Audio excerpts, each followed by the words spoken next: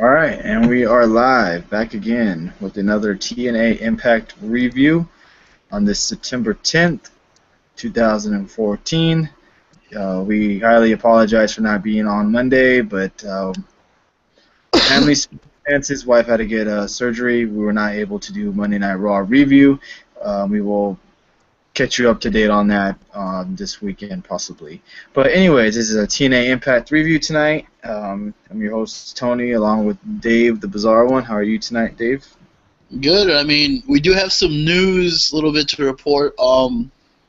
Yesterday it was leaked out and it was confirmed today fully. Not leaked out, but news per Sean O'Hare, ex-WCW and WWE star, passed away at the age of 43. I mean, I remember him. I don't know if you do, but I do remember Yeah, I him do. a little bit in WCW and in the WWE. Yeah, he apparently committed suicide. So sad story, but rest in peace. He's in a better place, hopefully. And yeah, tragic news. But let's get on to some happier news, hopefully. And that's our TNA Impact review. Um, Last week's Impact review was very good, and we appreciate everybody watching. It was our Yes. most ever video on our channel, so we highly appreciate everybody tuning in and giving their feedback on our show. Tonight's Impact opened up with the debut of Chris Melendez versus DJZ. If you guys do not remember, Chris Melendez is the Army vet who lost his leg and became a wrestler through the Dudleys Wrestling Academy, I believe, in New York. So you got some hometown cooking tonight. And also, What is uh, we also got the national anthem performed, which I think that was That's more right. due to 9/11 tomorrow, which 14 years ago Yes. tomorrow, I believe. But yeah, Yeah. They did a national anthem, presentation of the colors and whatnot. Probably, partly September 11th being tomorrow, and also Chris Melendez wrestling. But yes, he faced DJZ. I think it was your typical match. DJZ going over on Chris Melendez for a little bit in the ring, and then he comes back. Chris Melendez makes his comeback and wins with a Samoan drop out of nowhere. I was kind of surprised to see him use that as a finisher. I don't know if that's even his finisher, but I'm not I really mean, sure what how far what can the you really go with this guy, though? I mean, all aside, all his accomplishments are great, but how far can you really go with this guy as a wrestler? With you're basically just taking him and using TNA is basically just using the fact that he's a war veteran who lost his leg, and they're trying to use him to gain publicity for TNA. That's all they're really doing. And I mean, yes, the WE did it in the same way with Zach Gowen, but he was just an first ever amputee wrestler with no leg, and he didn't have a prosthetic like Melendez did tonight.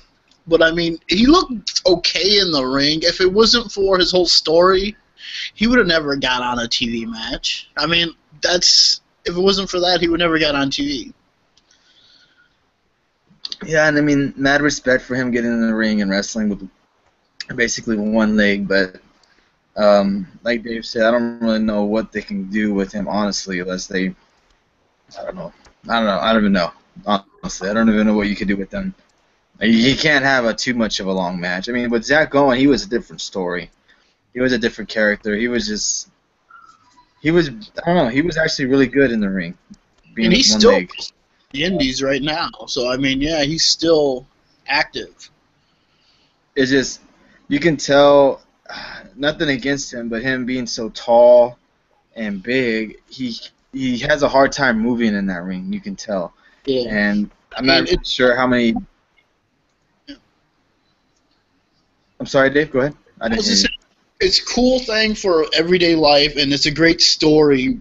But unless you bring in a Davari type character to face him and feud with him, this feud can't really go too far, really. Unless you do kind of USA versus somebody else, is the only way this is really going to go anywhere really big people want to see. Right. And that's what I was curious about his first opponent. So Yeah, but they give him DJZ. He's a safe opponent. He's he's not big, he's real small, so you could just kind of lift him up, throw him around if needed. But it was an alright match. Good story for Chris Melendez, and a good night for him. But let's move on to Bobby Roode coming out there, and he expresses his gratitude towards Eric Young for their match last week. Reminded all of us that he is the current #1 contender. And oh wait, hold up, what else? I'm sorry. As he was talking about his #1 contendership, Lashley MVP and Kenny King interrupt. Let's see. Rude tells Lashley that his unstoppable run is over and that he's gonna beat him next week. Let's see what else did he say. So I mean, why? I am so confused because you have Bound for Glory next month now. I mean, you're not building nothing towards that. This would be a perfect match to build up on, you would think. It would be perfect, but they don't want to do a long build, so they're just going to give you title match going on every week. And, I mean, really, with the news we heard this week, I think it was this week or last week, it broke about Bound for Glory is going to be taped. And then you're supposed to order a taped pay-per-view. Yeah, I mean, I'm good not luck. sure what I'm going to. You might as well just air Bound for Glory in New York and just show it there in the live crowd. I mean, that'd be your better bet to do that. Yeah, and you don't even know who's actually going to be on the card either. I mean, Bound for Glory used to be like their WrestleMania, and it just doesn't even seem like it this year.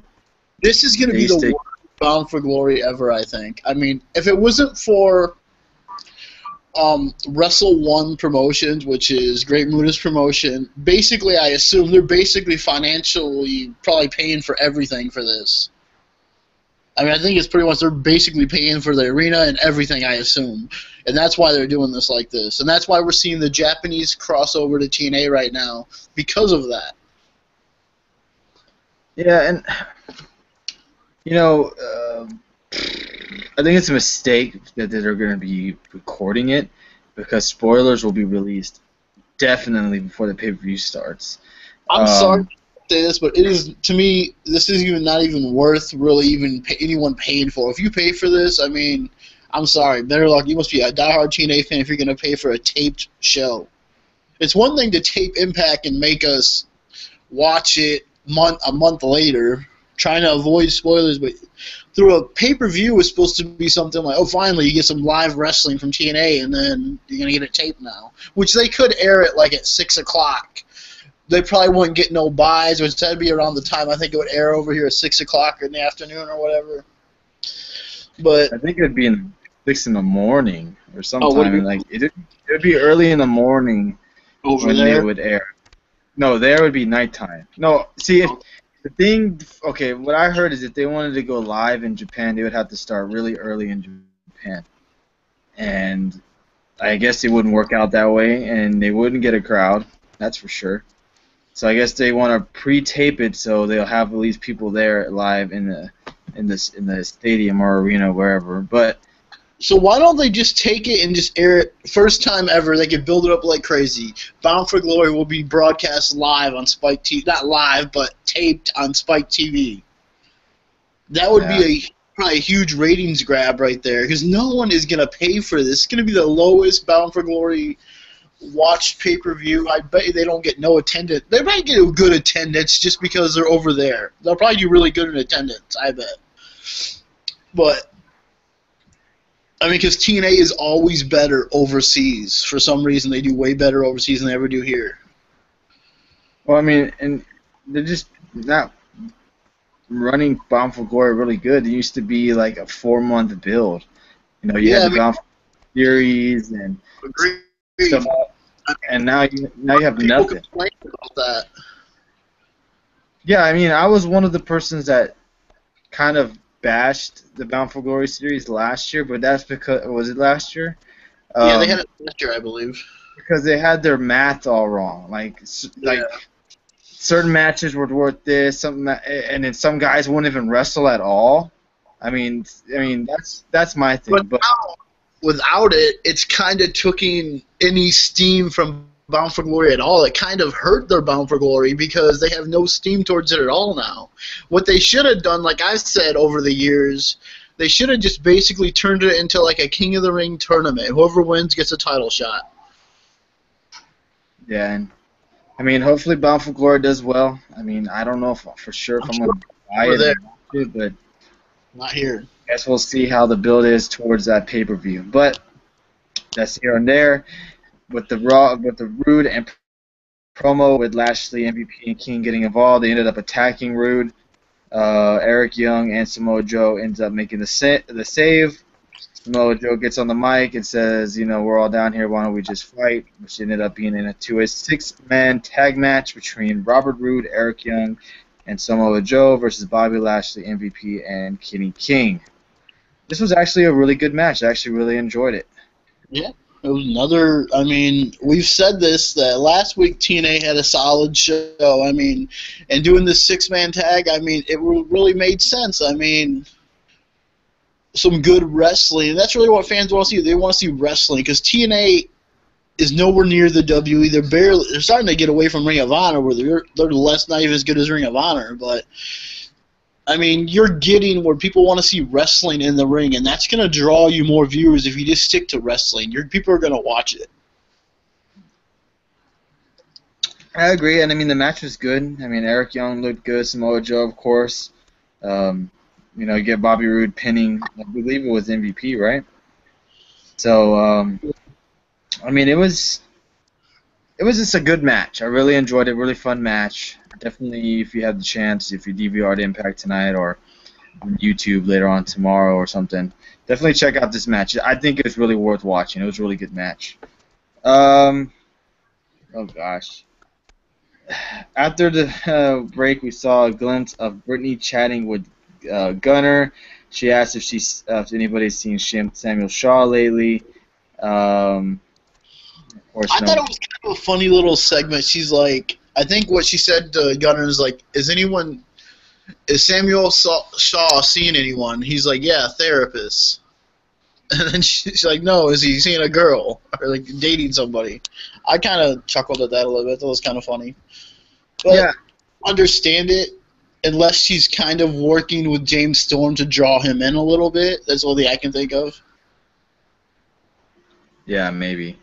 But we'll get to the James Storm thing in a little bit. But, yeah, that was that, which then led to our third match of the night, which was the Bromans and Velvet Sky versus the Menagerie. Oh, and I don't like the Bromans. I don't get why is TNA promoting Tinder? Why are they promoting Tinder on Impact? Is that like a new sponsor? No clue. I have heard nothing about that. I mean, I'm confused by that. It's like, why are we gonna deal with this crap? The match wasn't bad. No. I won't say it was horrible. You know, we got some Rebel involved. She looked all right. She looked, you know, probably better than Velvet Sky has in a while. I mean, it was just your regular 6-man match where Velvet Sky ends up pinning Rebel by distraction, pulls the tights, whatever have you. It was nothing to talk about. Not even really much to say about the match other than, you know, Velvet Sky looked good, if you want to say anything about it. But that's here and there. We get to a backstage segment with Bully Ray and Devon. They talk about how they're going to win the tag team tournament. And then the attention shifts to Kurt Angle in the ring as he is talking about the locker room and how he's proud of them. And there's this one guy that he's not really feeling right now, and that's EC3. He tells him to get his ass out here. Angle says he'll kick Carter's butt in the proper fashion when he's in better health. But for tonight, EC3 is booked for a street fight, hardcore match again, versus Rhino. I'm guessing maybe we see Kurt Angle wrestle one more match for TNA before he leaves for good? Is that what he's trying to hint at? Yeah, because there's no way in hell TNA can re-sign this man. Not because they shouldn't, it's just because I don't think they can afford him. Yeah, I mean they can't. I mean, depending on what happens in the next few weeks or next few months with TNA, I mean, they're not going to be having a lot of people on that roster. So use them while you can. Yeah, and we're sitting there to our street fight with Rhino and EC3. Yeah, it was a solid street fight. EC3 goes over on Rhino. There was a couple of trash can and trash lid shots to the head. EC3 ends up doing his finisher on a trash can, I believe. So it was just I don't know if this is like getting rid of Rhino for good now. I hope so because he doesn't really belong in TNA. This week that they're in New York. I mean, what's that? I'm sorry? Is this the last week they're in New York? I don't know. I thought they said something about no surrender being in Pennsylvania or something, but maybe I was wrong. I do not think. I think there's one more or two more, maybe. I don't know. I'm not even sure. But I know. Yeah, I'm tired of kicking Dark's ass, man. Really, seriously tired of that. Yeah. Praising the fans every night on TV. Jesus. Go ahead. What were we gonna say? I'll just I agree. I mean, it's just getting time to get out of New York. I mean, unless they're going to keep taping there, but there's another taping in New York still. So, yeah. And they did put a little thing across the screen today that our television cameras will be rolling for these live shows. So come out to see the show. So I did see that little scroll. Yeah, I think they're going to do live. I think they're going to be doing impacts at house shows. I think, if I'm not mistaken, I could be wrong. Next, we had our Knockouts calendar reveal, who was going to be on the cover, and it ended up being Velvet Sky. Congratulations, Velvet Sky. I'm sorry? It's not really a surprise, though, because isn't Velvet Sky like in everything TNA has, really? And she's not even in the company no more right now, is she? Rumors are having that she's not with the company anymore, or that she is not involved with them anymore. Yeah, well, I mean, it's kind of stupid, but this was this was already done before. So before all this happened, it was a woman. So I'm sure she'll help calendar sales, without a doubt. No doubt about that. They could have used someone else, like one of their younger knockouts, or even someone else up there on the panel, or whoever was involved. I don't know. Yeah, but you're right, though. Velvet Sky is probably the most popular knockout they have. Oh, yeah, without a doubt. Which, then, after the reveal, they showed Havoc coming down, and she pretty much took out Gail Kim, took out Brittany, and just took the TNA's women's title and went to the locker room, which then we later on saw them, later on that night, we saw Gail Kim look for Havoc. She finds Havoc. They end up wrestling in the back. End up going into the ring. Security ends up breaking them up. Havoc chokeslams and throws two security guards. Look like they did announce next week's Impact No Surrender. They'll be a Knockouts Battle Royal for the #1 contendership. And to me, it's obvious Havoc's going to win. Oh, without a doubt. I mean, Havoc looked good tonight. Is it too soon to just give her the title? Well, they're making her really look very, very dominant. So I guess if she loses, she would lose steam. Let her wrestle, go through every knockout. Let her beat all the knockouts. And then give her a title shot. Well, I guess this is what they're kind of doing in a battle royal. But why not have her have one-on-one matches with every single knockout? Then they have no choice but to give her a title shot. Right. Yeah, I guess maybe that's what the battle royal is for, to show her that she's better than the rest of the knockouts that are in there. I mean, it should be an interesting battle royal. There really a lot of steam in this girl, though. I mean, to give her, basically going to hand her the title. Yeah, I mean, she looked good tonight. She looked very, very dominant. She, threw those guys around like nothing. Yeah. Haven't heard her do a promo or anything, so I'm not sure how she is on the mic. She doesn't need to talk. I mean, she could just come out and dominate people. Yeah, I agree. And, that's pretty much ended that segment, which, Havoc looks strong. Gail Kim doesn't look afraid. She's not backing down from her, so She had it should be, I think. So yeah, I mean, she shouldn't look afraid. So yeah, like you did point out Yeah, though, I think Gail Kim. that why didn't her new BFF come try to help her fight off? And I didn't like that she didn't go in the ring and just destroy all of them. I thought that would have been much better if she destroyed every single knockout. Oh yeah, she just stopped at Gail Kim. All right. Yeah, chokeslam or whatever her name is, and then that was it. I thought she should have went in the ring and they all try to attack her, and then she just destroys them all. Mm-hmm. But, yeah, I mean, I guess we'll find out what happens with that Battle Royal next week. We get next is James Storm and the Great Sonata versus Austin Aries and Tajiri. But before they had that match, they showed another video package of James Storm in the woods with Sonata. And this time they have, what's his name? Oh, gosh. Manic, that's right, Manic. Tied up, and they're giving him his little ritual of changing him. Looks like they were trying to take his mask off before he told the cameras to go away. This is just too much like the Wyatts to me. The idiot freaking took his mask off before his match, every freaking match. Like it matters now. Yeah, and I'm not trying to compare WWE to TNA, but I really didn't want to in this video, but I mean, this is just too much like the Wyatt family. Too much. The only difference is they didn't show Bray Wyatt out kidnapping people and turning them into his little cult group. That's the only difference. It's just too much resemblance in my mind, or my opinion. But I mean, if I know a lot of people probably don't think that. But besides that, they're taking a couple of young guys who wouldn't even be in spots on TV, and they're giving them spots and teaming them with James Storm, and it is giving James Storm something to do as well. Besides it being a Wyatt family ripoff, I do like that they're using some of the younger talent and possibly making a group, I guess. Right. Doing something with these guys, and what else would you be doing with James Storm right now if he wasn't doing this? Probably wouldn't even be on TV at all.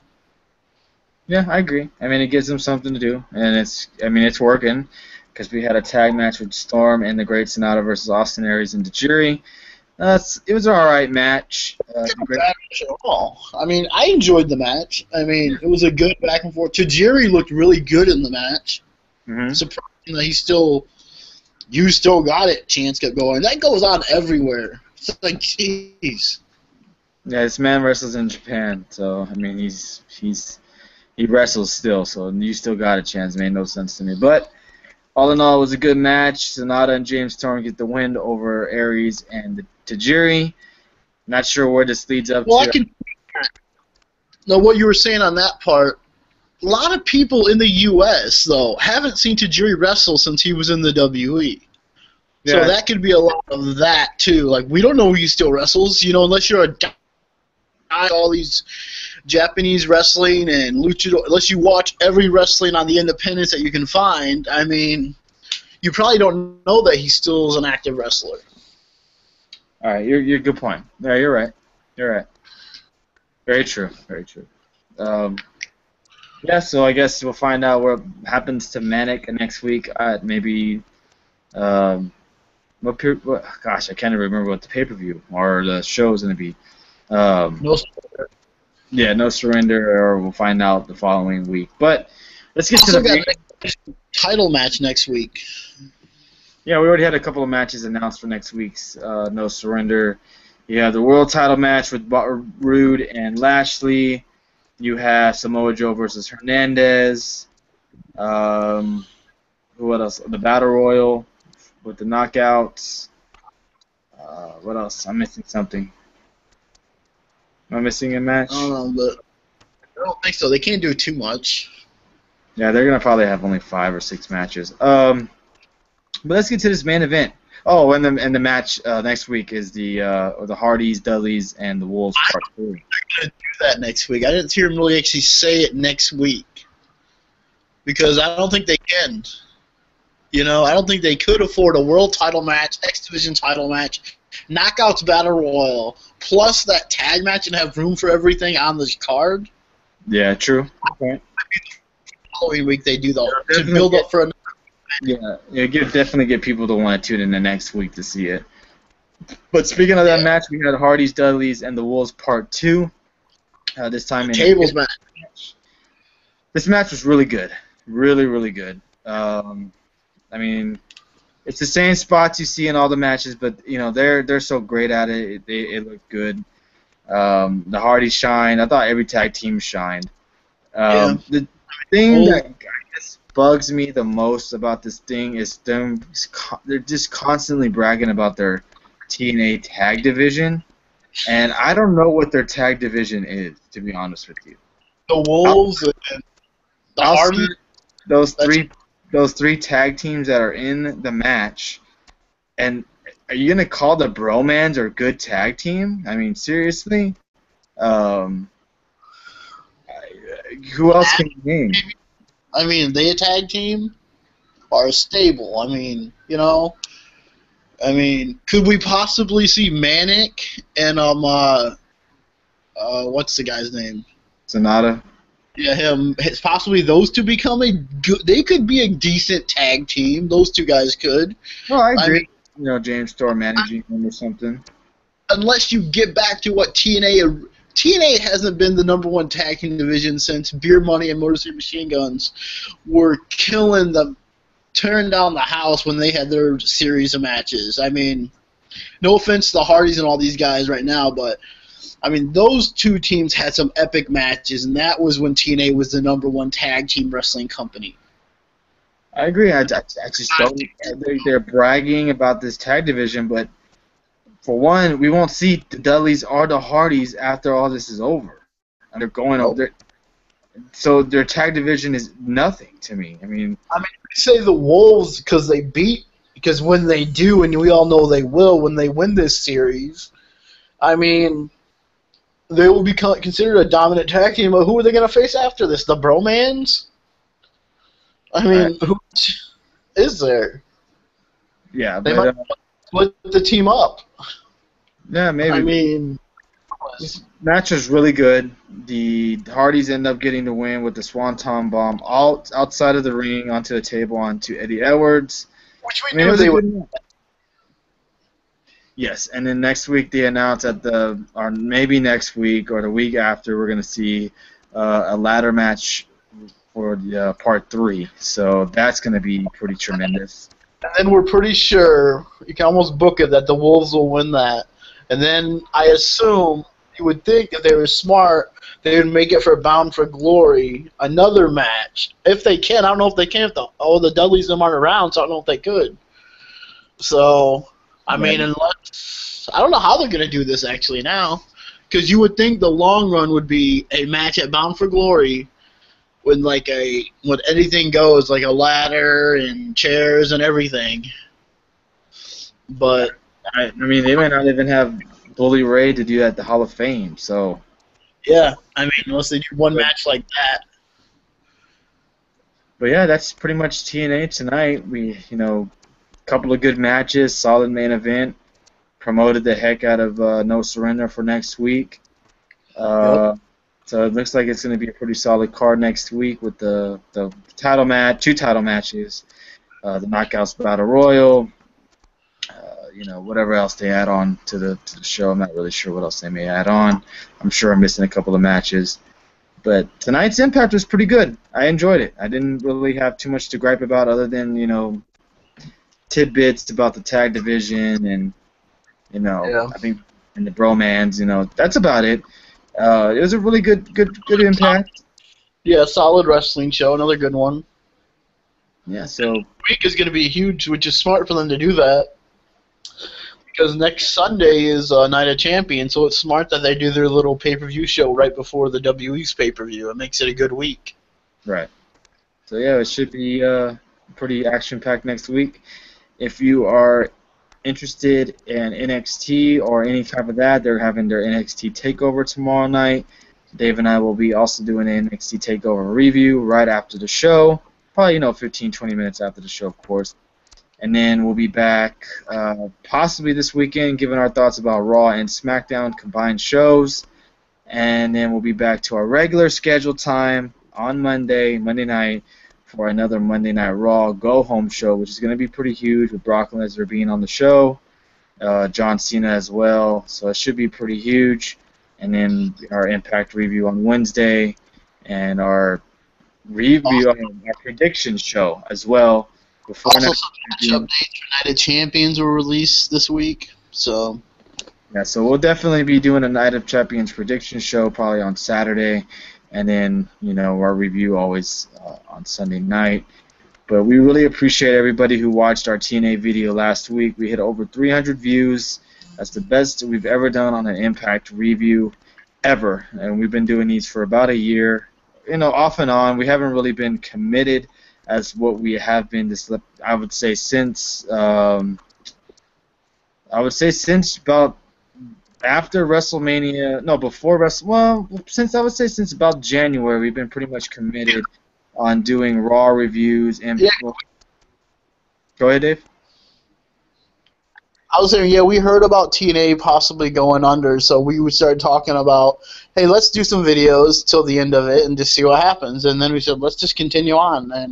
And there's no real new update on TNA's negotiations, except there's rumors of possibly WGN being interested, but that's only a rumor, so we'll find out in the next few months. When we first started, we only did we did WWE and TNA shows. And then we stopped doing TNA because we just kind of both lost interest. And then, we figured, why not just start doing them again? And it's been a hit. We've been getting, quite the views. Sometimes it's hit or miss, but the last couple of videos we've done really, really well. Our Raw reviews as well. So we really appreciate the TNA fans. It seems like y'all guys stuck with us no matter what, even when we stopped doing them. We do have about 2 or 3 guys that always comment on our videos, so we really do appreciate on that. Even if it's negative feedback, we take it. We comment back. We're not. We're all men here. We'll take it as it is. We do appreciate even you guys watching our videos. But yeah, TNA solid tonight. Anything you want to throw in, Dave, before we head out for Monday night's Raw review? TNA? No, I'm saying till we come back again. No, I mean, hopefully we'll see you guys either Friday or Saturday night, or possibly tomorrow night too, but after that we'll probably see you for this weekend and tomorrow night, and follow and subscribe right down there in the corner, and hopefully you guys check out NXT TakeOver too. It's supposed to be a Fatal 4-Way, women's title match. I mean, just 2 hours of pure wrestling. I mean, you're going to see 2 hours. It's not going to be like a WE pay-per-view where you're going to sit there and possibly see interference and all that. It's going to be just straight-up wrestling. And that's what a lot of you guys are still pro wrestling fans. I mean, you'll want to see it. Yeah, and if you don't have the privilege of having the WWE Network, come here about 11:20 Eastern, and you can hear. I mean, they're going to be introducing, he won't be wrestling, but they're going to be introducing Kenta. And, I mean, Ric Flair is supposed to introduce him. And I am shocked by that he's keeping his name Kenta in the WE. That surprises me. Yeah, so if you don't have the network, join us, and we'll be doing our review, and we give you the results. And if you maybe want to chime in, you can. And then possibly back this weekend with, like I said, the combined Raw and SmackDown review. And then we'll be back to our regular scheduled time on Monday with our Monday Night Raw reviews. Again, thank you everybody for watching. We'll be back again tomorrow night for our NXT TakeOver review. Hope everybody has a great evening and a great tomorrow.